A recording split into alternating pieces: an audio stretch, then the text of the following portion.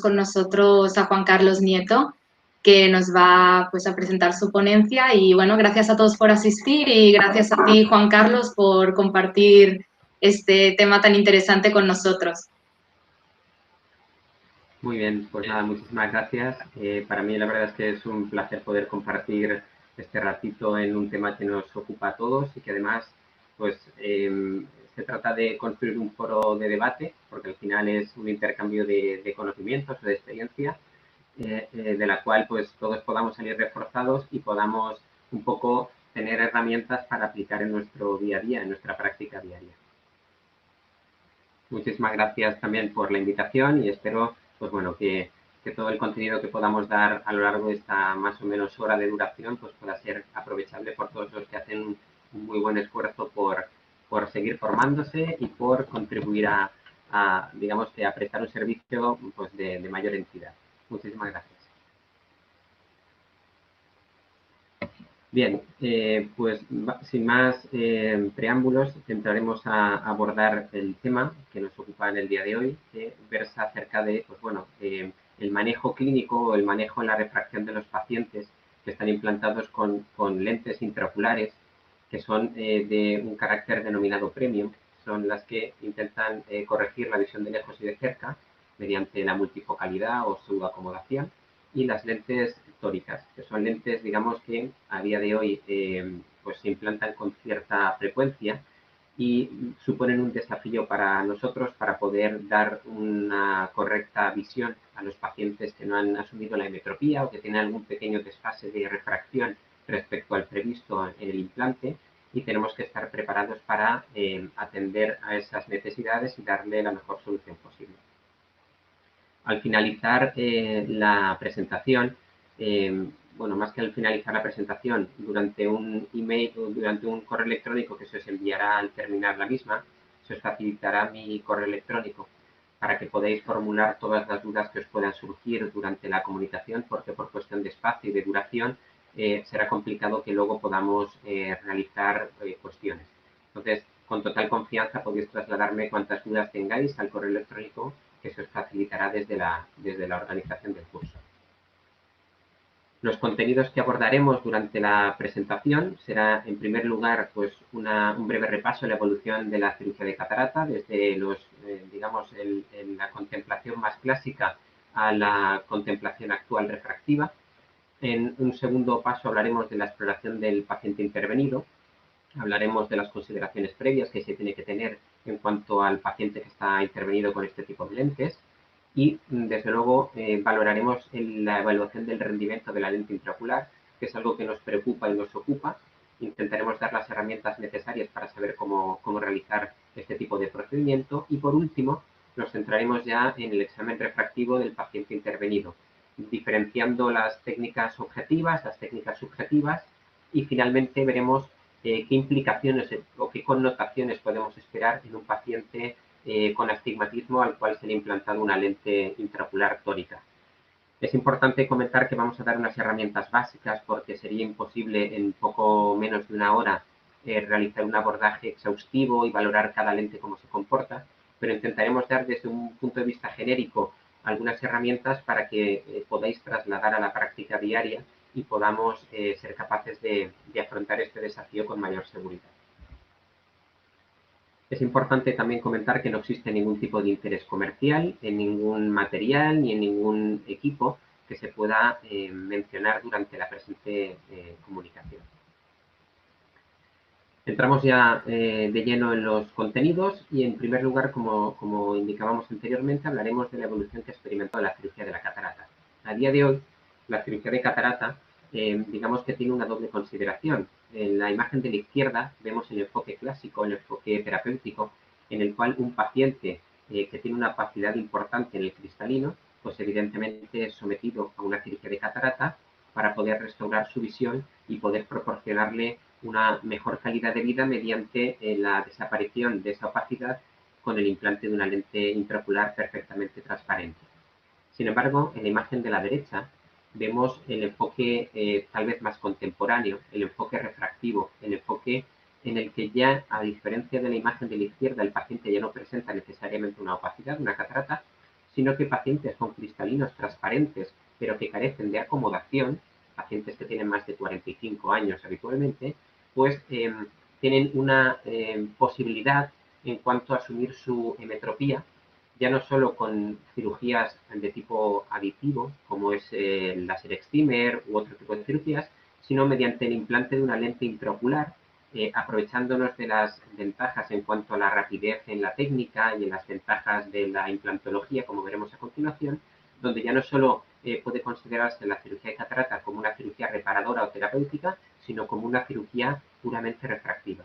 Y probablemente aquí es donde más nos vamos a centrar, porque son los pacientes que pueden necesitar nuestros servicios con más facilidad. La ventaja o el avance que ha experimentado la cirugía de la catarata fundamentalmente se basa en tres pilares. El primero de ellos es el avance experimentado en los dispositivos clínicos de medida. Evidentemente, a día de hoy se puede asumir una mayor, digamos, exactitud en la emetropía o en los valores refractivos de los pacientes que se intervienen de catarata, fundamentalmente porque los dispositivos de medida nos dan medidas, valga la redundancia, más exactas, especialmente la biometría y la tomografía, ya que podemos caracterizar mucho mejor la curvatura corneal y la, digamos, longitud axial del globo ocular para poder, en función de esos parámetros, calcular la lente que al paciente le puede proporcionar con mayor exactitud la emetropía. Por otro lado, la mejora en la propia maniobra quirúrgica, ya que las incisiones son cada vez menores y, por lo tanto, se asocian a una rehabilitación visual mucho más rápida, ya que apenas hay astigmatismo inducido y el paciente puede restaurar una vida normal pues con prácticamente inmediatez. Y por último, y es el apartado o el pilar sobre el que nos centraremos fundamentalmente, es la evolución experimentada en la implantología. Es decir, las lentes intraoculares han generado un avance muy rápido en los últimos años que han permitido que el paciente pueda disfrutar de una calidad visual cada vez mayor y al mismo tiempo, de forma paralela, se plantea el desafío de que los pacientes puedan necesitar corrección óptica tras la cirugía con la menor frecuencia posible. Esto a día de hoy todavía es una utopía, porque aunque las lentes se comporten muy bien, como luego veremos, sí que es verdad que no hay ninguna lente que pueda remedar un cristalino transparente de 20 años. Y hay determinadas circunstancias o determinado perfil de paciente que necesitan corrección óptica para hacer según qué tipo de procedimiento o según qué tipo de tarea. Luego lo veremos a continuación. Esta evolución de la implantología o de las lentes intraoculares se fundamenta en que han aparecido diferentes tipos de lentes basados en principios ópticos o físicos distintos, como pueden ser la refracción o la difracción, que permiten obtener más de un único foco. A diferencia de las lentes monofocales, que únicamente tienen un foco, las lentes multifocales intentan proporcionar al paciente una independencia mayor del sistema corrector, basándose fundamentalmente en la refracción o en la difracción. Vemos en la tabla los diferentes modelos de lentes, existen muchos más, que a día de hoy existen en el mercado y continúan apareciendo casi de forma incesante, basados en los diferentes principios ópticos que hemos mencionado anteriormente. Esto es simplemente un ejemplo de las lentes de las que a día de hoy podemos encontrarnos en nuestros pacientes implantados. Fundamentalmente, como indicábamos anteriormente, y entrando un poquito más en el tema de la implantología, existen lentes básicamente que se fundamentan en dos principios, las lentes refractivas que vemos arriba, que son lentes que se basan en la refracción para obtener la multifocalidad, que a su vez pueden ser concéntricas, como la lente de la izquierda, donde se alternan sectores concéntricos de diferente poder dióptrico para que el paciente, dependiendo del diámetro pupilar, pueda tener una mejor visión de lejos o de cerca, o los diseños sectoriales, que también se denominan rotacionalmente o meridionalmente asimétricos, donde, como vemos aquí, esta lente intraocular tiene un segmento donde aparece la visión, parecido a un bifocal clásico, y dependiendo de si el diámetro pupilar es mayor o menor, pues va a predominar más o menos este sector que va a proporcionar la visión cercana. O las lentes difractivas, basadas en el principio de la difracción, donde se establecen o se crean interferencias constructivas y destructivas, y básicamente están formadas por la unión de una lente monofocal, fundamentalmente asférica, que tiene la potencia nominal de la lente, y una superficie difractiva, que es la que va a generar los diferentes órdenes difractivos y va a poder dividir la luz en diferentes focos, dependiendo de si la lente es bifocal, trifocal o incluso lentes que ya llegan a tener hasta 4 focos. A su vez, estas lentes difractivas pueden ser apodizadas o no apodizadas, dependiendo de si la altura y anchura de los escalones difractivos es constante desde el centro hacia la periferia, o si por el contrario esta anchura y altura es diferente desde el centro de la periferia y existe una distribución no simétrica de la luz dependiendo del diámetro de la pupila. Últimamente, o de forma más reciente, mejor dicho, ha aparecido un subconjunto de lentes intraoculares denominadas lentes EDOF, que son lentes de rango de visión extendida, del acrónimo EDOF en inglés. Estas lentes básicamente son lentes que surgen por la necesidad o por, digamos, el hueco que generan las lentes intraoculares multifocales clásicas. ¿Y a qué me refiero con ello? Pues me refiero básicamente a que las lentes multifocales normalmente generan una cantidad de visión muy aceptable en visión lejana y cercana, pero el paciente muchas veces ha de pagar un cierto peaje por tener una mayor independencia de corrección óptica postoperatoria. Y es que aparecen fenómenos disfotóxicos, como veremos a continuación. Es decir, la calidad visual de los pacientes en ocasiones puede ser subóptima al compararla con un implante monofocal, porque los pacientes pueden tener halos, pueden tener brillos, pueden tener en general algo de disconfort de la calidad visual y por lo tanto eso puede ser un hándicap para según qué tipo de paciente, pues paciente que puede conducir más por la noche, etc. Entonces, con esta ideología surgen las lentes EDOF. Son lentes que intentan priorizar la calidad de la visión que proporcionan respecto a la cantidad. Por lo tanto, son lentes que proporcionan una visión de cerca menor que la de una lente bifocal o trifocal clásica, pero sin embargo al paciente le proporcionan una calidad visual superior. Es una lente que estaría en calidad visual tal vez más cercana a una lente monofocal que una multifocal, pero con la ventaja añadida de que permite al menos proporcionar al paciente una visión intermedia aceptable, aunque sí que es cierto que la visión de cerca no llega a ser completamente restaurada y los pacientes normalmente necesitan una adición para poder ver los detalles más finos en visión próxima. Básicamente estas lentes se basan en la generación de un foco elongado respecto a un foco puntual, a diferencia de una lente monofocal donde el foco es un único punto. Aquí la lente EDOF básicamente obtiene un foco alargado. ¿Y cómo se consigue este fenómeno de profundidad o de foco elongado? Pues mediante 4 principios diferentes. O bien el efecto estenopeico, como vemos aquí, un ejemplo de ella sería la lente AcuFocus, es una lente que, como se puede suponer, prácticamente ha quedado en desuso o se implanta con muy poca incidencia. Es una lente donde el efecto estenopeico que genera la propia lente, que tiene una opacidad aquí en el centro, permite aumentar la profundidad de foco. Bien mediante superficies acromáticas como esta lente, que es la lente Technics Symphony, que veremos a continuación. Bien lentes que se fundamentan en el balance de aberración esférica positiva y negativa para conseguir un aumento en la profundidad de foco, como esta lente, que es la lente Mini-Well, o bien las lentes que básicamente utilizan el cambio de asfericidad desde el centro de la lente a la periférica, siendo superficies más hiperprolatas en el centro, que consiguen aumentar la profundidad de foco. Un ejemplo, como os comentaba antes, de una lente EDOF basada en superficie acromática y además en una óptica difractiva es la lente Technics Symphony. Es una lente que habitualmente se implanta, en España es una lente frecuentemente implantada, donde vemos a la izquierda, digamos, el balance de aberración cromática que se produce en la córnea sin ninguna lente implantada. Vemos que existe una aberración cromática longitudinal. La lente proporciona una aberración cromática longitudinal que es opuesta a la que presenta la córnea, de tal forma que el conjunto córnea más lente intraocular tiene una aberración cromática longitudinal mucho menor que la que tiene cada elemento por separado y por lo tanto eso genera un cierto aumento de la profundidad de foco que se ha aumentado con los escalones difractivos que presenta la propia lente. Luego veremos qué connotaciones tiene este tipo de lente a la hora de asumir la refracción de pacientes implantados con él.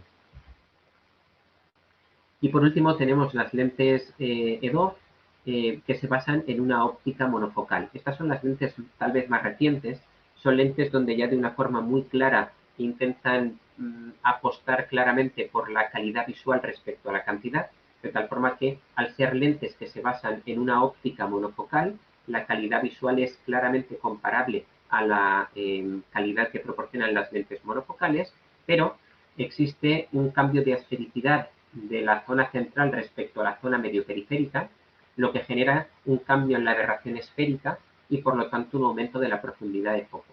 Con ello, normalmente aumenta la profundidad de foco en un valor que aproximadamente suele estar en una dioptría en el plano de la córnea, con lo que son pacientes que la visión intermedia es aceptablemente buena, pero sin embargo la visión cercana no es aceptable, al menos para tareas exigentes, y son pacientes que requieren de una visión para poder estar cómodos en visión próxima.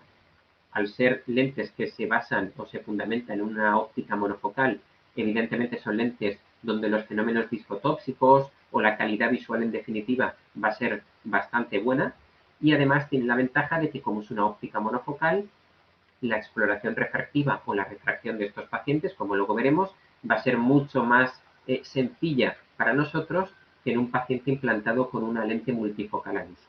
Luego entraremos en detalle en estos aspectos. Básicamente estas lentes monofocales o estas lentes EDOF, basados en óptica monofocal, se basan, viendo aquí la distribución de energía en función de la distancia, se basan fundamentalmente en qué cantidad de energía somos capaces de restarle al punto focal de lejos y dárselo a los puntos focales de visión intermedia y visión próxima, de tal modo que el paciente no penalice mucho esa pérdida energética y se vea favorecido de la visión intermedia que consigue con este reparto energético. Vemos aquí una lente al uso, en este caso es la lente Lucidis. Es una lente que en el foco de lejos distribuye el 52% de la energía, el 25% va distribuida al foco de visión intermedia y el 23% de la energía o de la eficiencia energética va distribuido al foco de cerca. La suma de los tres focos, 23 más 25 más 52, suman el 100% de la energía que llega a la lente. El bajar más de este 52% de energía para proporcionarlo a la visión intermedia o la cercana supondría que el paciente se quejara de su calidad y de su visión lejana. Es decir, es el balance óptimo o el equilibrio perfecto entre qué cantidad de energía luminosa somos capaces de tolerar en cuanto a restársela al foco de lejos para que el paciente esté más cómodo en visión intermedia y en visión cercana. Pero pese a la evolución que ha experimentado la implantología, es decir, pese a que hay muchas lentes que van apareciendo y que intentan dar un salto de calidad visual o un salto en cuanto a la independencia en la corrección óptica, tenemos que decir que no existe ninguna lente que a día de hoy sea tan perfecta como un cristalino joven, transparente, donde tenemos un intervalo de visión nítida desde el infinito hasta el punto próximo en un paciente métrope o amétrope corregido, y eso lo tenemos que tener en cuenta. No hay ninguna lente que sea tan perfecta o tan precisa como un cristalino joven. Y eso tanto nosotros como los pacientes lo deben tener en cuenta.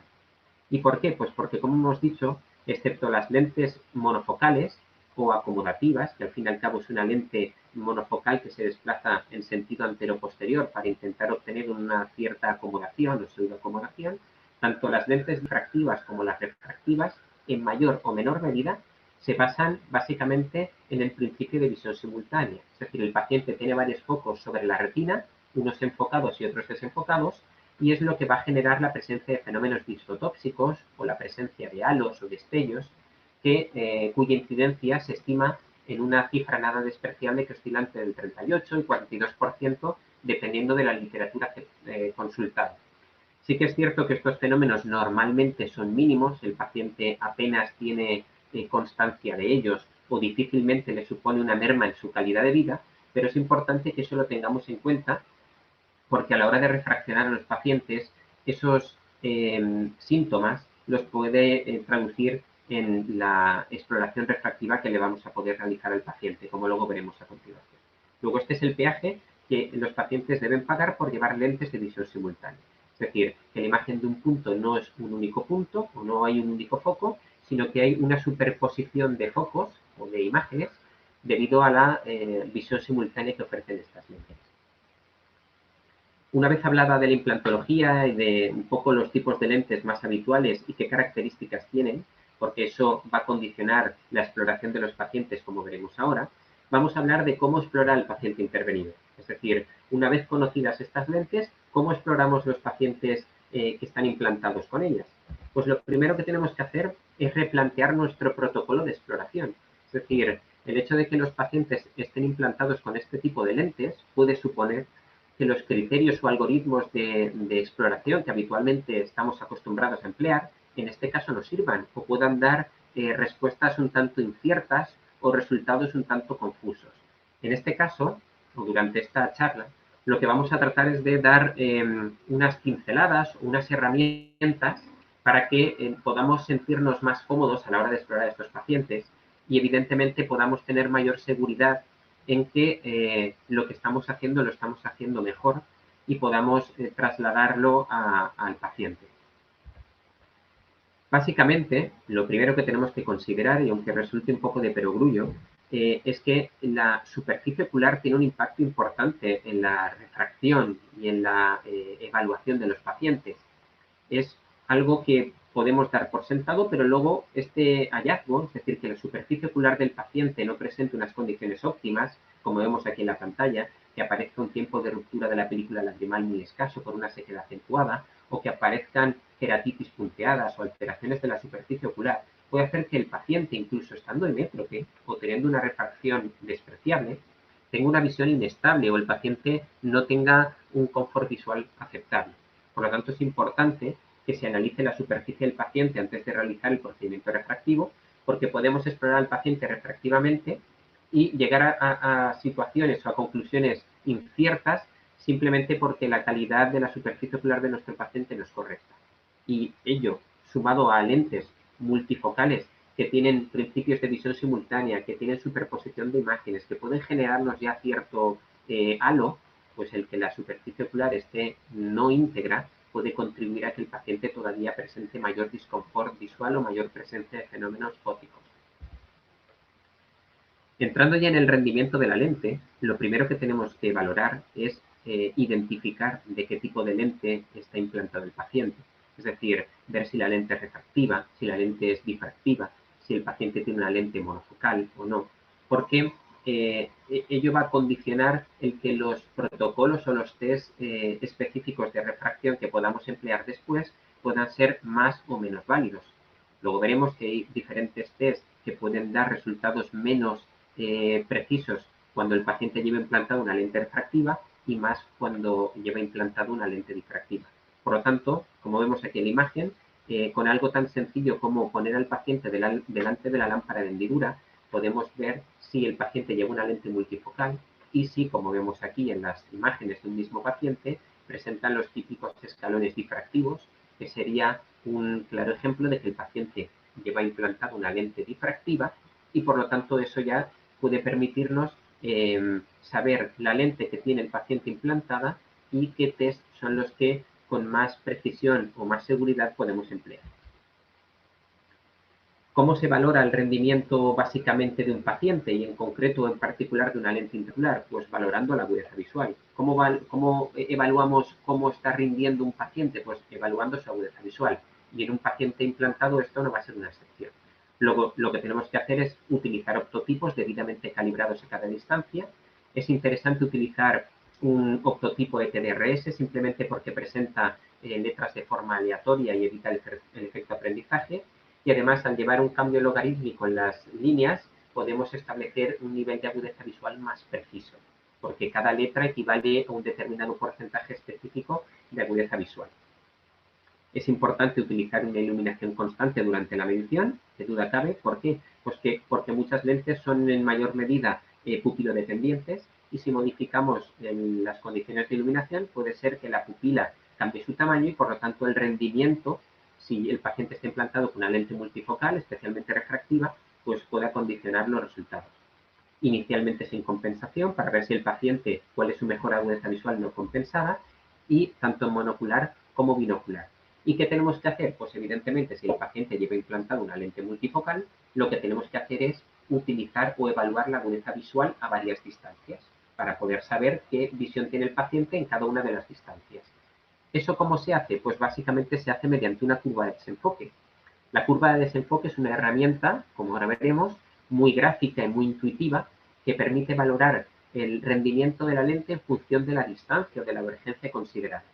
Entonces, como utilizar un optotipo calibrado a cada distancia para ver de cerca, para ver intermedia, para ver de lejos es muy complicado, lo único que tenemos que hacer es utilizar un optotipo perfectamente calibrado en distancia lejana y empleando ese optotipo, modificar el desenfoque mediante la introducción de lentes positivas y negativas que van a remedar una diferente divergencia, por lo tanto van a simular que el optotipo lo estemos desplazando hacia adelante o hacia atrás y por lo tanto tengamos una representación gráfica de la agudeza visual del paciente en cada distancia considerada. Eso se hace, como os decía, con la curva de desenfoque. Utilizamos el optotipo perfectamente calibrado en visión lejana, determinamos la refracción en visión lejana y la agudeza visual que el paciente tenga con la mejor refracción obtenida, que veremos a continuación cómo se obtiene esa refracción, será el desenfoque cero, es decir, el rendimiento de la lente en el foco de lejos.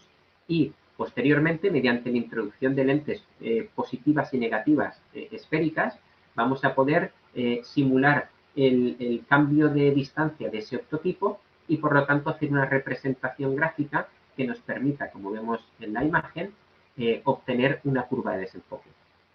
En la curva de desenfoque, en el eje de abscisas aparece el desenfoque o la divergencia o la distancia a la cual estamos evaluando el rendimiento de la lente y en el eje de ordenadas valoramos la agudeza visual decimal. En algunas curvas de desenfoque aparece mostrado en fracción de Snellen o en agudeza visual logarítmica, es decir, pero en cualquier caso el eje de ordenadas nos va a mostrar la agudeza visual y el eje de abscisas el desenfoque o distancia a la cual estamos explorando al paciente. Vemos aquí dos curvas de desenfoque características de una lente bifocal, que sería la lente en la curva azul, y de una lente trifocal, que sería la lente naranja.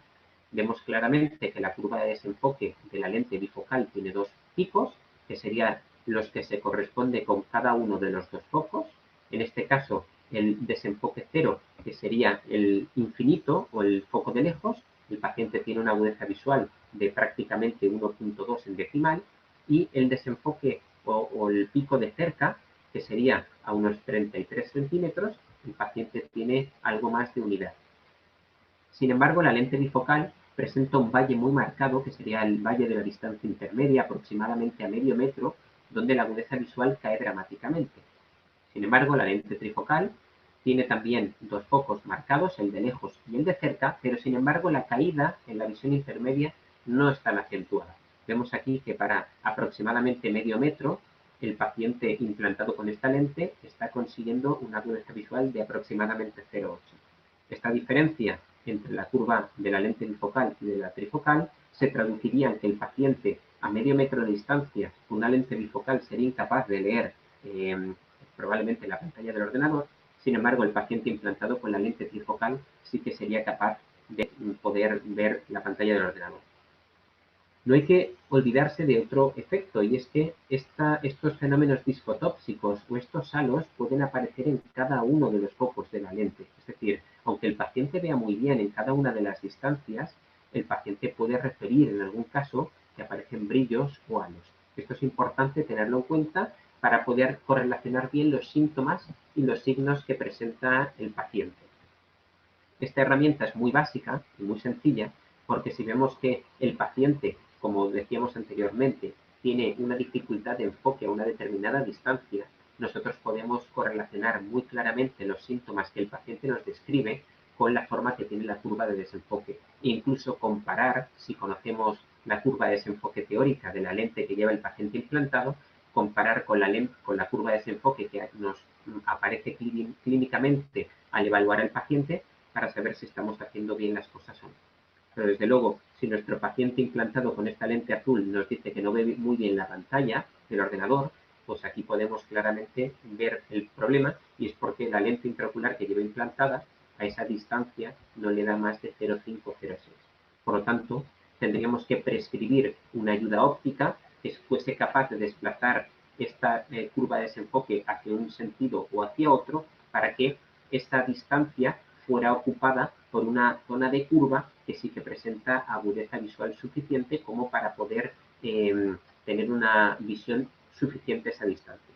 Por ejemplo, en este caso, si al paciente, como veremos a continuación, le añadiésemos una lente positiva de una dioptría, una adición positiva de una dioptría, la curva la desplazaríamos hacia la izquierda y, por lo tanto, esta zona que ahora mismo no tiene visión el paciente satisfactoria, si movemos la curva de desenfoque hacia la izquierda, pues al añadir una dioptría, este punto caería aquí y este valle de visión, este valle del pico que cae aquí, estaría justo ocupando ya la zona donde ahora mismo el paciente no tiene visión. Luego, el añadir lentes positivas o negativas supone que la curva de desenfoque la podamos mover en un sentido o en otro, igual que ocurre en una lente monofocal, pero en este caso, al aplicar lentes positivas o negativas en una lente multifocal, estamos desplazando todos los focos hacia un lado o hacia el otro. Las lentes positivas acercan los focos hacia el paciente y las lentes negativas lo alejan. Estos desenfoques negativos, -1, -2, -3, son distancias próximas y los focos y los números positivos son lentes que están más allá del punto remoto. Es decir, realmente hay veces que en la literatura solamente nos proporcionan la curva desde el cero, no nos dan valores más allá porque más allá del punto remoto tampoco es necesario conocer información.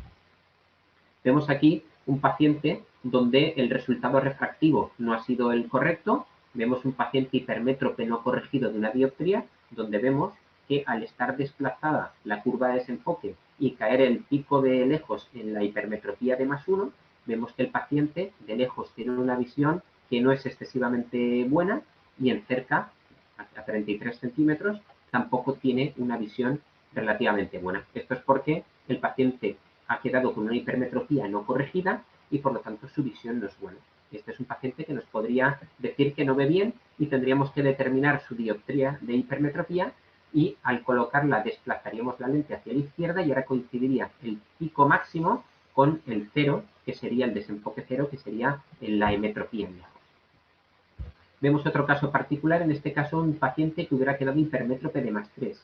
¿Qué ocurre en este caso? Pues que el paciente va a ver muy bien de lejos, pero muy mal de cerca. ¿Y por qué? Pues porque casualmente, si el paciente ha quedado hipermétrope de 3 dioptrías y la lente tiene una adición de 3, como vemos aquí, pues casualmente el foco de lejos, el foco de cerca de la lente está coincidiendo con la visión lejana del paciente y está viendo muy bien de lejos, porque justo está viendo a través del foco de cerca de la lente. Sin embargo, de cerca, el paciente va a ver fatal. La visión de cerca del paciente va a ser muy mala. Justo lo contrario ocurre cuando el paciente puede haber quedado miope. Si el paciente queda miope, vemos que en este caso la curva de desenfoque está desplazada hacia el -1 y el paciente está viendo muy mal de lejos y bastante mal también de cerca. Pero, ¿qué ocurre si el paciente queda con un defecto residual que es igual al valor de la adición? Pues que en este caso el paciente está viendo de lejos muy mal, vemos que está viendo de lejos muy mal, pero de cerca está viendo a través del foco de lejos de la lente y el paciente de cerca no se nos va a quejar. Es decir, perdón, no se nos va a quejar. El paciente miope de 3 dioptrías está viendo muy bien, vemos aquí, porque está viendo a través del foco de lejos de la lente, pero sin embargo, de lejos va a ver fatal. Luego, la curva de desenfoque nos permite de una forma muy sencilla y muy gráfica ver qué es lo que está ocurriendo en cada caso y poder correlacionar los signos y los síntomas del paciente.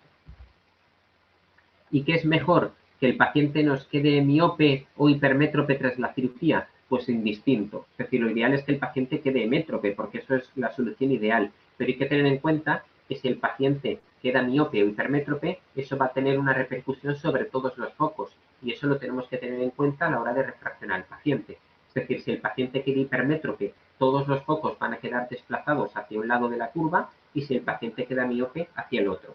Y que el añadir lentes positivas o negativas restaurará la curva de desenfoque y hará coincidir las distancias con el rendimiento de la lente que proporciona a cada una de las distancias. Y una vez conocido cómo valora el rendimiento, es decir, cómo correlacionar los síntomas y los signos del paciente mediante el análisis de la curva de desenfoque, Es decir, esa curva que intenta mostrarnos la representación de la agudeza visual en función de la distancia. Recordamos que la hacíamos utilizando el optotipo de lejos perfectamente calibrado e interponiendo lentes positivas y negativas que iban a, digamos, remedar el que fuéramos moviendo el test por todo el recorrido de visión del paciente. Pues lo que vamos a hacer es cómo obtener la refracción del paciente, cómo manejar a los pacientes que están implantados con este tipo de lentes multifocales o tóricas. Pues bien, lo primero que tenemos que tener en cuenta es que, igual que hacemos en una lente, un paciente implantado con una lente monofocal, o incluso en un paciente, digamos, fáquico, un paciente que no lleva implantada ningún tipo de lente, lo que tenemos que hacer es básicamente partir de una imagen desenfocada y enfocarla mediante la adición de lentes esferocilíndricas. Eso mismo es lo que vamos a hacer en un paciente que esté implantado con lentes multifocales o tóricas. ¿Y qué criterios vamos a utilizar? Pues los que a continuación vamos a explicar.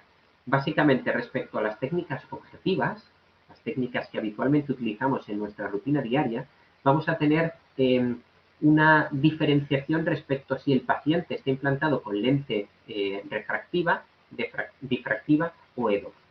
Básicamente, en la retinoscopía diremos que se trata de una medida fiable, tanto en la esfera como en el cilindro, y puede ser el punto de partida inicial para poder realizar la refracción subjetiva. Pero es importante que tengamos en cuenta varias cosas. La primera es que los valores suelen ser tendentes hacia valores ligeramente miopes. Es decir, vamos a obtener una miopía superior aproximadamente de media dioptría de lo que realmente estamos valorando. Es decir, si en la retinoscopía nos da una miopía de menos 0,50, lo más normal es que el paciente esté cercano a plano. ¿De acuerdo? Si nos da una miopía de menos 1,50, lo normal es que el paciente esté más cercano a menos 1 que no a menos 1,50. Es decir, vamos a sobreestimar hacia la miopía en un valor aproximadamente de media dioptría. Es decir, para corregir ese valor tendremos que añadir una media dioptría positiva para estar más cercanos a lo que realmente el valor subjetivo finalmente nos dará. Importante también, utilizar el retinoscopio con fuente halógena. ¿Por qué con fuente halógena? Porque tenemos que tener en cuenta que las lentes multifocales, como su propio nombre indica, van a dividir el haz de luz que entra. Por lo tanto, especialmente las lentes difractivas, tenemos que tener una fuente de luz muy potente que, aunque la lente intraocular reparta la luz que entra en su interior, sea lo suficientemente luminosa como para que nosotros podamos ver el fulgor pupilar a la hora de realizar la retinoscopía. Si utilizamos un retinoscopio que no presenta fuente halógena, podemos tener mucha dificultad a la hora de ver el fulgor pupilar, especialmente además si la pupila del paciente es pequeñita, y podemos tener bastante complejo el realizar la retinoscopía.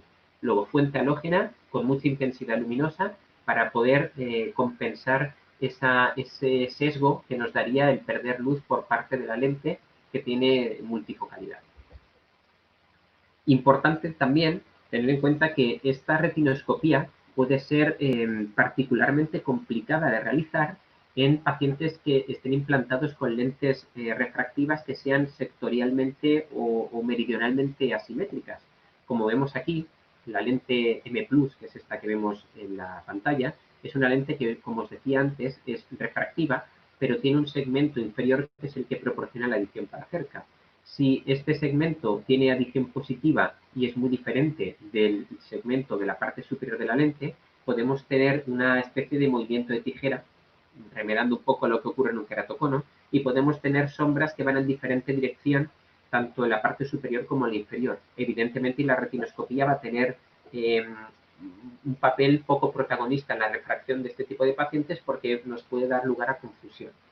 Es importante que esto lo tengamos en cuenta. Incluso otros diseños que son sectorialmente concéntricos, ya no este segmento, sino lentes más actuales como puede ser la lente Precision multifocal, es una lente que tiene segmentos que van alternando entre lejos y cerca y además son segmentos que meridionalmente también van cambiando, lejos, cerca y en un meridiano y en el otro, pues ahí podemos tener sombras retinoscópicas un tanto confusas. En ese caso, evidentemente, si la medida no nos ofrece unos valores fiables, utilizaremos otras técnicas, como ahora veremos, que pueden darnos información más precisa. Pero en cualquier caso, tendremos en cuenta que el valor suele ser tendente a una media dioptría de miopía mayor que la que realmente tiene el paciente. Luego, al valor que nos dé la retinoscopía, tendremos que sumar en torno a media dioptría positiva para estar más cercanos al valor real de refracción esférica que tiene nuestro paciente. ¿Y qué ocurre con el autorrefractómetro? Esta es la gran pesadilla. Un paciente implantado con una lente intraocular multifocal va a presentar validez el autorrefractómetro. Pues lo primero que tenemos que tener en cuenta son las peculiaridades que tiene el autorrefractómetro. La mayoría de ellos emiten en el espectro del infrarrojo, es decir, una longitud de onda entre los 800 y los 900 nanómetros. ¿Y por qué? ¿Esto es al azar? No. Eso se realiza porque el sistema visual es bastante poco sensible a esta radiación, es decir, no induce fenómeno de acomodación, no genera miosis y por lo tanto es muy cómodo obtener la refracción con esa longitud de onda. Además tiene una alta transmitancia, es decir, y poca pérdida por reflexión, luego gran parte de la luz penetra en los medios ópticos del ojo y además está poco afectada por la aberración cromática. Sin embargo, y aquí reside una de las, digamos, connotaciones a tener en cuenta, es que una cosa es la aberración cromática del cristalino, para la cual la mayoría de los autorrefractómetros están calibrados, y otra cosa es la aberración cromática que presentan las lentes intraoculares que se han podido implantar a un paciente. Por lo tanto, como veíamos anteriormente, existen lentes acromáticas o lentes que juegan con un número de Abbe en su material diferente, y ese número de Abbe básicamente está muy relacionado con la aberración cromática. Podemos encontrarnos pacientes donde el valor del autorrefractómetro sea muy dispar del que realmente luego en la refracción subjetiva veamos. Por lo tanto, hay que tener en cuenta y mucha precaución, porque si las lentes las lentes que lleva el paciente implantadas son lentes que juegan con la aberración cromática longitudinal y es muy diferente de la del cristalino, podemos tener valores refractivos muy dispares o que tengan cierta, digamos, dispersión respecto a los valores finales. Vemos aquí un ejemplo de que hay algunos autorrefractómetros que tienen una tecla o tienen un sistema que se puede activar, que es el botón IOL. Entonces, a estos pacientes, activando ese mecanismo, digamos que podemos compensar parcialmente el efecto que genera la radiación infrarroja sobre la aberración cromática longitudinal y, por lo tanto, tener valores más precisos que sin activar esta opción. Otra cuestión importante y otra limitación del autorrefractómetro es que mide varios meridianos y extrapola la refracción, es decir, no realiza una refracción meridional completa, sino que mide algunos meridianos al azar y extrapola la información.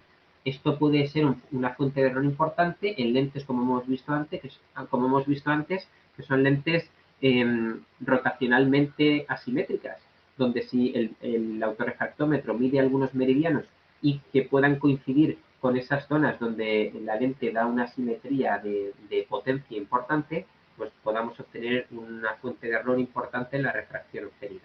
Esto es importante tenerlo en cuenta. Y una vez tenidas esas consideraciones o puestas en escena, ahora en la práctica, ¿cómo va a impactar eso sobre la refracción? Pues básicamente, en las lentes refractivas, el valor va a ser ciertamente impreciso o algo incierto, tanto en el componente esférico como en el cilíndrico. ¿Sirve para obtener el punto inicial de la refracción subjetiva? Sí, cómo no, pero es importante aplicar un factor de corrección. ¿Y cuál es ese factor de corrección? Pues en el caso de las lentes concéntricas, es decir, si la lente es rotacionalmente simétrica, como veíamos inicialmente, sectores concéntricos con diferente poder dióptrico que alternan entre lejos y cerca, normalmente vamos a tener un error de una dioptría. ¿De acuerdo? Es decir, va a darnos un valor más positivo, un valor que hay que compensar con una dioptría. Y en el caso de las lentes sectoriales o rotacional o meridionalmente asimétricas, vamos a tener que aplicar un factor de corrección de entre 1,25 y 1,50. Es decir, si el autorrefractómetro me da más 1, yo tendré que partir de más 2,50, más 2,25. Que me da más 1 si es concéntrica, pues tendremos que añadir un más 1. ¿De acuerdo? Es decir, hay que añadir ese valor respecto al valor que nos dé el autorrefractómetro. Y vemos aquí cómo en estos gráficos de dispersión, al correlacionar la autorrefracción con la refracción subjetiva, vemos que hay una dispersión bastante marcada en los puntos que comparan ambas medidas. Y en los gráficos de Bland y Allman vemos que existe un error sistemático tanto en la esfera como en el componente de equivalente esférico de en torno a una dioptría. Por lo tanto, hay que aplicar ese factor de corrección para, en las lentes refractivas, poder partir de la refracción subjetiva correspondiente. ¿Y qué ocurre con las lentes difractivas y EDO?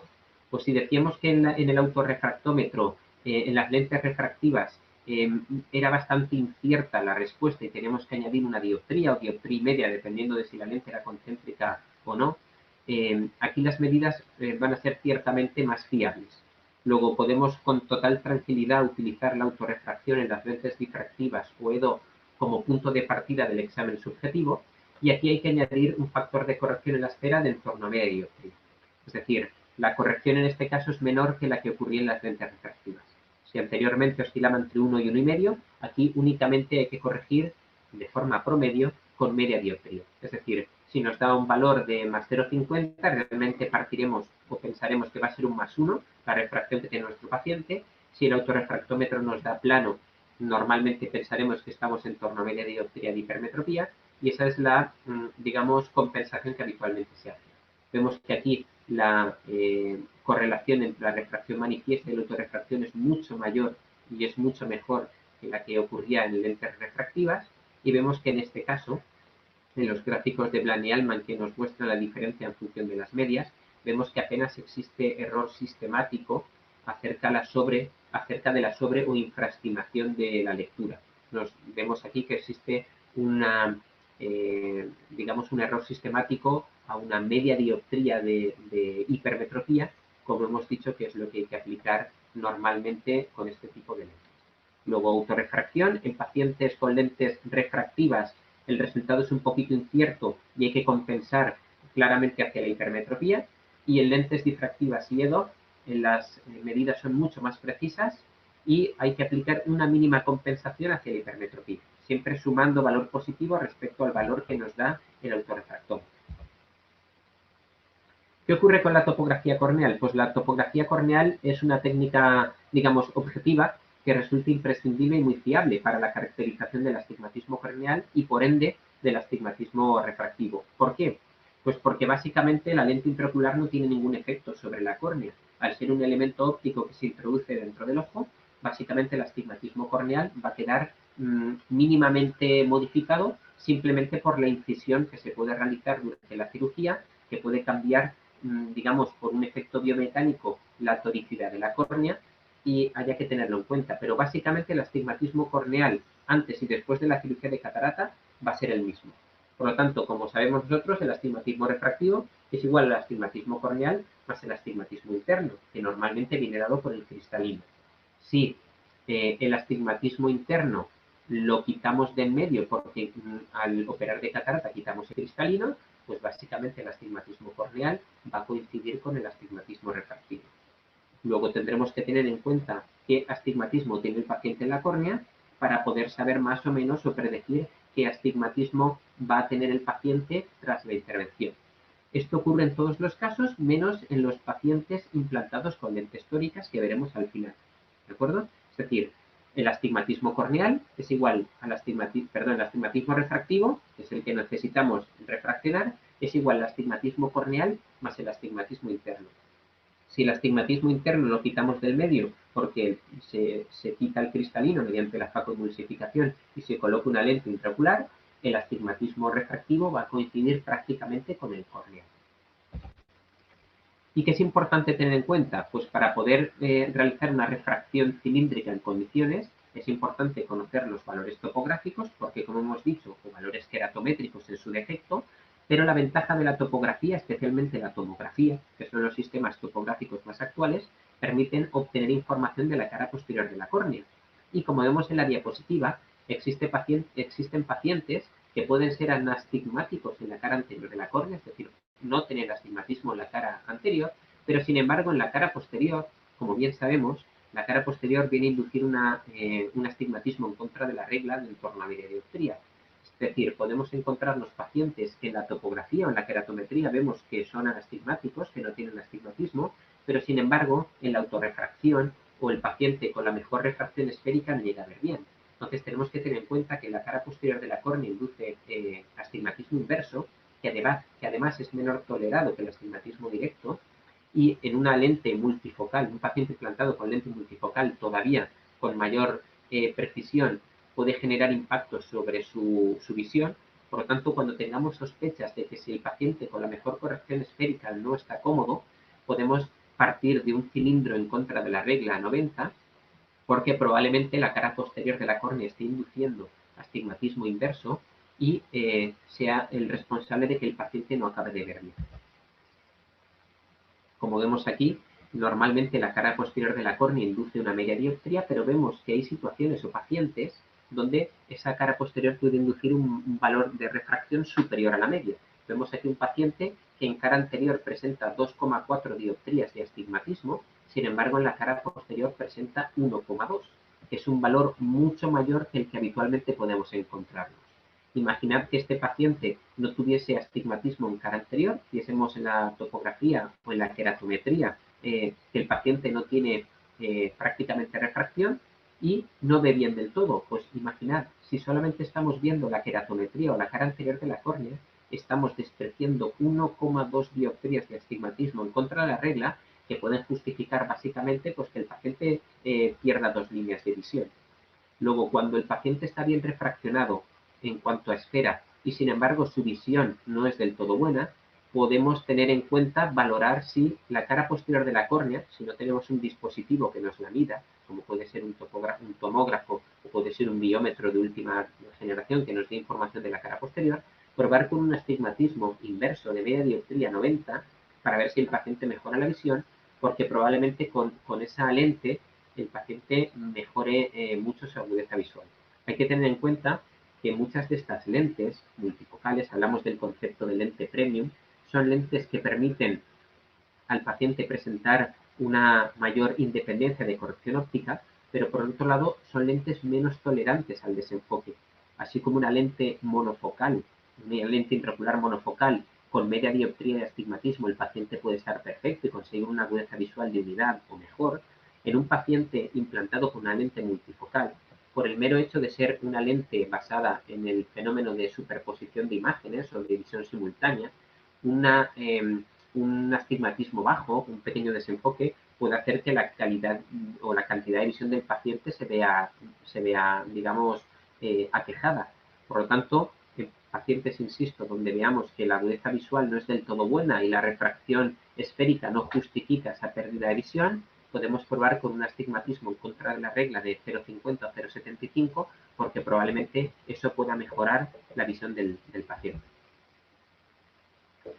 ¿Y cuáles son las consideraciones para el examen refractivo subjetivo? Entrando a las técnicas subjetivas, pues siempre tenemos que partir del valor esférico más positivo o menos negativo que hayamos obtenido en retinoscopía o autorrefracción.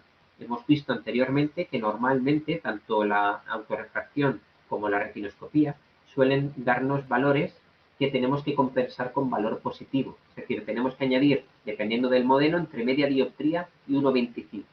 Es decir, al valor conseguido mediante autorrefracción o retinoscopía, añadiremos, dependiendo del modelo, entre media dioptría y una dioptría 25 o 1,5. ¿Y eso por qué lo hacemos? Pues lo hacemos, en principio, porque hemos visto que esas técnicas objetivas fallan a la hora de darnos el valor de esfera. Y por otro lado, porque nos interesa no equivocarnos de foco. Como hemos visto en las curvas de desenfoque, la lente tiene varios focos dependiendo de si es una lente bifocal o una lente trifocal. Y corremos el riesgo de que si no añadimos el positivo correspondiente, estemos refraccionando sobre el foco de cerca. En lugar de refraccionar sobre el foco de lejos del paciente, estemos refraccionando sobre el foco de cerca. Y aunque refraccionar sobre el foco de cerca puede darnos alguna ventaja, como luego veremos, para medir algún astigmatismo pequeñito o alguna duda que podamos tener en la refracción, si nos equivocamos de foco y refraccionamos sobre el foco de cerca, el paciente de lejos verá muy bien porque habremos refraccionado sobre uno de los focos de la lente, pero de cerca verá fatal porque nos hemos equivocado de foco. Luego tenemos que aumentar siempre el valor objetivo de la refracción con una dioptría o dioptría y media para mantener el foco de cerca lo más alejado posible de la refracción. ¿De acuerdo? Las consideraciones para el examen refractivo subjetivo, pues de nuevo vamos a, en este caso, tener test que pueden funcionar bien con un tipo de lente y no tan bien con otro tipo de lente. ¿Y qué ocurre con un test muy habitual que empleamos en la refracción de nuestros pacientes? ¿Qué ocurre con el test bicromático? Pues como bien sabemos, se basa en la aberración cromática longitudinal. Es decir, tiene una alta dependencia, el beneficio o el uso de este test va a tener una alta dependencia de si la lente corrige más o menos la aberración cromática. Luego, en las lentes refractivas y difractivas, hemos dicho que se puede emplear para el ajuste del valor esférico. Es decir, se puede utilizar con total tranquilidad para el ajuste del valor esférico, pero preferiblemente en condiciones escotópicas. ¿Por qué? Porque nos interesa evitar la miosis. Nos interesa que la pupila se haga pequeñita. ¿Y por qué? Pues porque en la mayoría de las lentes la aberración cromática longitudinal es mayor cuando la pupila es más pequeñita, perdón, cuando la pupila se hace más pequeña. Entonces, si la pupila es muy pequeña, la aberración cromática longitudinal se va a reducir y el test no servirá. Por lo tanto, es importante utilizar condiciones escotópicas para que tengamos una pupila más grande, aumente la aberración cromática longitudinal y por lo tanto el test sí que sirve. Porque si empleamos test que hagan la pupila muy pequeñita, como se reduce mucho la aberración cromática longitudinal con la mayoría de las lentes multifocales que se implantan hoy en día, podemos encontrar respuestas que no sean correctas. ¿Y qué decir de las lentes EDO? Pues especialmente en alguna de ellas, como la lente Symphony, que vemos que utiliza superficies acromáticas, en este caso el test bicromático no va a servir, porque la propia lente compensa la aberración cromática longitudinal que presenta la córnea y por lo tanto va a ser una respuesta totalmente incorrecta la que proporciona este test. Luego en las lentes EDO, especialmente la lente Symphony, este test mejor no utilizarlo porque podemos encontrar valores que sean muy diferentes de los que realmente la refracción subjetiva del paciente requiere. ¿Qué sucede ahora con los cilindros cruzados de Jackson? Pues evidentemente se pueden utilizar con total normalidad. Los cilindros cruzados de Jackson para afinar el astigmatismo se pueden emplear con normalidad, excepto, y eso sería un problema, pero sería un problema de la propia lente en su implante, que existiera un centrado muy deficiente. Es decir, si la lente queda muy descentrada respecto al eje visual del paciente, pues evidentemente el paciente se va a quejar y va a tener una visión deficiente que va a ser muy compleja de proporcionar o de cuantificar mediante métodos subjetivos, pero porque probablemente ese paciente requiera un retoque quirúrgico para llevar la lente al sitio, porque evidentemente si la lente está descentrada, si la óptica está descentrada respecto al eje visual, el paciente se va a quejar y va a ver muy mal y probablemente la compensación óptica no le proporcione ningún tipo de ventaja. Pero en un supuesto normal donde la lente esté bien centrada sobre el eje visual, los cilindros cruzados de Jackson se pueden emplear con total normalidad y tranquilidad. Y se pueden emplear tanto para afinar o ajustar la magnitud del cilindro como el eje del mismo.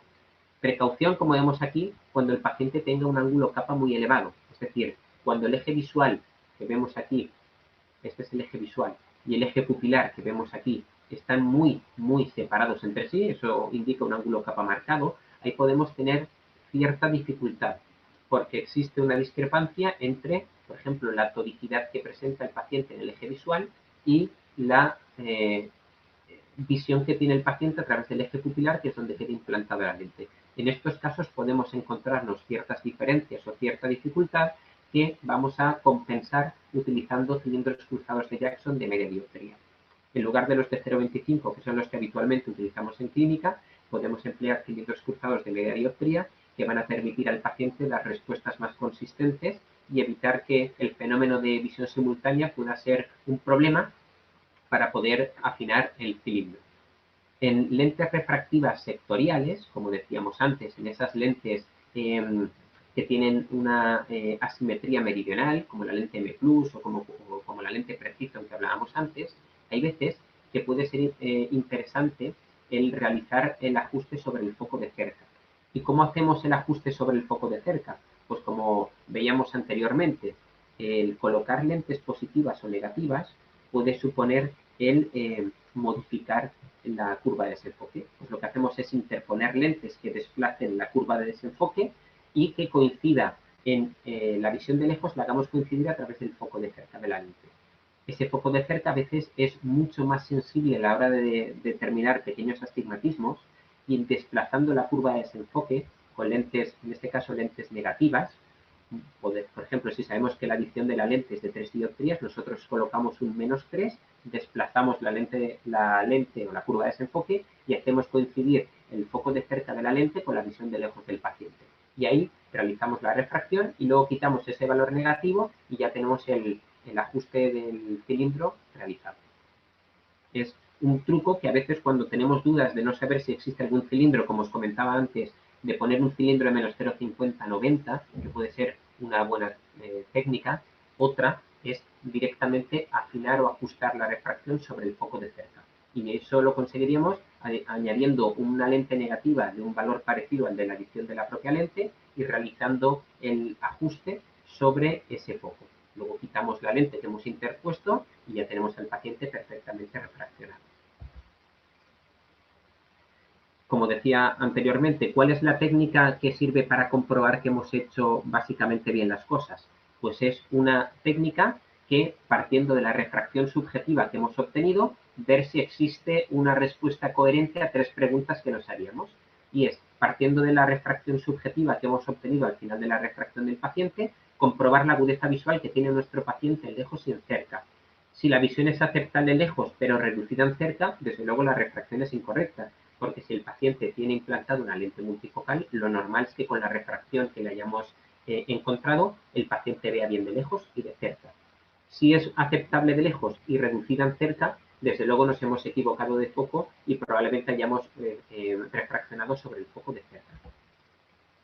Otro consejo es añadir menos 2,5. Es decir, si añadimos 2 dioptrías y media, vamos a modificar o vamos a desplazar la curva de desenfoque, vamos a acercar el foco de cerca que vemos aquí digamos, a la visión de lejos del paciente, y por lo tanto la visión de lejos va a reducir 2-3 líneas. Luego la refracción en este caso es correcta. Es decir, si añadimos un desenfoque de 2 dioptrías y media más o menos y la visión de nuestro paciente cae 2-3 líneas, como vemos aquí, entonces la refracción es correcta. Y si añadimos el tercer paso, una lente de 2,5, es decir, acercamos la curva de desenfoque, vemos que aquí el 0 lo tenemos aquí, la visión de lejos. Al añadir lentes positivas, lo que hemos hecho es acercar la lente hacia nosotros, hacia una vergencia más negativa. Si la agudeza visual cae dramáticamente, entonces la refracción es correcta. Es decir, lo que hacemos es, con esa maniobra de 3 pasos, comparar lo esperable en una curva de desenfoque con lo que puede estar percibiendo nuestro paciente. Es decir, comparamos si la agudeza visual de lejos y la de cerca es buena, la refracción es correcta. Si la refracción de lejos es buena, pero la de cerca es mala, la refracción es incorrecta. Y si añadimos, como vemos aquí, 2 dioptrías y media negativa y baja la visión de forma dramática en lejos, es correcta. Y si añadimos 2,5 y la visión de cerca cae de forma muy abrupta, es que hemos hecho bien las cosas y hemos refraccionado sobre el foco de cerca, perdón, de lejos. Si lo hubiéramos hecho mal, la refracción al añadir 2,5 no caería dramáticamente. Y finalmente, vamos a hablar de las lentes tóricas. Es decir, ¿qué ocurre en un paciente al que se le ha implantado una lente tórica? Pues básicamente lo que ocurre es que se ha intentado corregir el astigmatismo que presenta el paciente en su córnea con una lente tórica que induce un astigmatismo contrario al que tiene el paciente en la córnea para poder corregirlo. ¿Y por qué? Pues porque básicamente el astigmatismo tiene magnitud y orientación. Vemos aquí un astigmatismo de -1 por 180. Es un astigmatismo que tiene una dioptría de magnitud, que eso se asemeja mucho al módulo de un vector. Tiene un -1, el menos significaría el sentido de ese astigmatismo, y 180, que significa la dirección. Luego esas 3 variables básicamente definen un vector. El astigmatismo básicamente es un vector. ¿Y cómo se compensa el astigmatismo? Pues induciendo un vector totalmente igual de magnitud, pero de sentido contrario. Vemos aquí un diagrama de doble ángulo en el cual podemos identificar o podemos representar astigmatismos en función de su magnitud. En este caso, cada círculo representaría una dioptría. Esto es una dioptría, estos son 2, estos son 3. Y aquí tenemos las diferentes orientaciones. Vemos que un paciente de una dioptría de astigmatismo a 180 se compensa con otra dioptría a 90. Esa suma de vectores que son de igual dirección pero sentido opuesto, nos va a proporcionar un valor neutro o cero. ¿De acuerdo? Entonces, ante un astigmatismo, ¿cómo se va a corregir ese astigmatismo? Pues induciendo otro astigmatismo de sentido contrario. Y eso puede ser en la córnea, mediante las incisiones que se realicen de forma programada en una orientación adecuada para corregir el astigmatismo que tiene el paciente, o bien mediante una lente que corrija ese astigmatismo y que induzca un astigmatismo que sea contrario al que tiene el paciente, digamos, en su córnea. Y lo que ocurre habitualmente es que hay una mezcla de las dos cosas. Durante la cirugía se realizan incisiones que pueden estar encaminadas a reducir el astigmatismo y se implantan lentes tóricas que también incorporan un astigmatismo que, colocado en una orientación determinada, van a reducir el astigmatismo de nuestro paciente. Entonces, ¿qué situaciones podemos encontrarnos? Pues podemos encontrarnos que el paciente se implante una lente que no sea tórica, con incisiones relajantes corneales o sin incisiones relajantes corneales, o bien implante de lente tórica, también con incisiones relajantes o sin incisiones. Entonces, hay que tener en cuenta que cuando el implante de la lente no es tórico, en este caso las incisiones evidentemente sobre la córnea van a tener más efecto sobre la corrección del astigmatismo que la propia lente, ya que la lente no es tórica. Y cuando la lente implantada es lente tórica, pues tenemos que tener en cuenta que el astigmatismo corrector de la propia lente va a ser superior a las incisiones que se puedan realizar en la córnea durante la cirugía. Por lo tanto, tenemos que pensar en una nueva redefinición del astigmatismo refractivo, y si antes decíamos que antes del astigmatismo, el astigmatismo refractivo era igual a la suma del astigmatismo corneal más el astigmatismo interno, después en un paciente que vamos a refraccionar, que ya está operado, el astigmatismo refractivo va a ser igual al astigmatismo corneal menos el astigmatismo que haya inducido de forma conjunta tanto la lente como las propias incisiones sobre la córnea. Por eso es importante tener en cuenta que de aquí, de estas variables, la única que podemos medir nosotros es el astigmatismo corneal, porque el astigmatismo que está induciendo la lente o el astigmatismo que se ha inducido en la córnea, eso no lo podemos medir, solamente podemos medir el astigmatismo corneal. Luego el astigmatismo corneal lo tendremos que determinar bien mediante keratometría o tomografía preferiblemente, y ese es el que utilizaremos como punto de partida para poder refraccionar al paciente con una lente tórica o no tórica. Entonces, podemos encontrarnos diferentes situaciones. Cuando la lente no es tórica, es decir, si se ha implantado un paciente con una lente no tórica y se han realizado incisiones en la córnea para poder implantar la propia lente, digamos que nos encontramos en una situación donde ante un astigmatismo determinado únicamente podemos tener una hipocorrección o una hipercorrección, porque si las incisiones se han realizado en el meridiano más curvo de la córnea, no vamos a inducir un astigmatismo adicional, sino que las propias incisiones pueden darnos una corrección completa del astigmatismo, o bien podemos obtener una hipocorrección, luego tendríamos astigmatismo en la misma dirección, o una hipercorrección, con lo que habríamos invertido el astigmatismo. Por lo tanto, la topografía, en cualquier caso, se va a producir una corrección en eje. Si el paciente estaba a 180, la corrección se va a hacer en el mismo eje, pero podemos hipo o hipercorregir. Luego utilizaremos siempre la topografía o la keratometría como ayuda. Preferiblemente la topografía o la tomografía, ya que nos va a dar información también de la cara posterior. Y partiendo de ese astigmatismo, mediante el cilindro cruzado o mediante la técnica subjetiva, podemos modificar ese astigmatismo para intentar conocer la refracción de nuestro paciente. ¿Qué ocurre si el implante es tórico? Pues volvemos a lo mismo. Si el implante ha sido de una lente tórica y la lente tórica se implanta en el mismo eje de corrección del astigmatismo, digamos que en este caso el astigmatismo corregido por la lente va a ser superior al astigmatismo que se va a producir sobre la córnea por las propias incisiones. Luego, de nuevo, tendremos un astigmatismo que es el que tiene nuestro paciente en córnea antes de la intervención, y un astigmatismo que vamos a intentar corregir con la lente intraocular tórica, que puede ser como resultado una corrección completa, donde la flecha azul llegaría más o menos al mismo sentido o a la misma magnitud que la roja, pero en sentido contrario, o bien podemos tener una hipocorrección o una hipercorrección. En este caso, de nuevo, al ser una corrección en el mismo eje del astigmatismo, es importante utilizar como punto de partida la tomografía de la córnea, y partiendo de ese valor, de nuevo hacer la refracción con los cilindros cruzados y obtener tanto magnitud como eje del astigmatismo refractivo de nuestro paciente. Luego, cuando la lente es no tórica o tórica, pero la corrección se hace sobre el eje, no hay ningún problema porque partiendo de la topografía podemos afinar con el cilindro cruzado y corregir el astigmatismo. Pero, y aquí radica el principal problema, ¿qué ocurre cuando hay una rotación de la lente? Es decir, cuando al paciente se le implanta una lente tórica, pero está rota. Pues al rotar, vemos aquí que aquí cambia la película por completo. Tenemos un astigmatismo previo y un astigmatismo que, aunque debería estar en la misma dirección, pero sentido opuesto, ha rotado porque la lente tórica ha rotado. Por lo tanto, se va a generar un astigmatismo secundario, un astigmatismo residual, que surge como la suma de vectores, y eso sí que va a ser complejo determinar porque ya no nos va a valer la topografía, porque aquí ya no tenemos una corrección sobre el eje, sino que la lente ha rotado y se ha inducido un astigmatismo fuera de eje.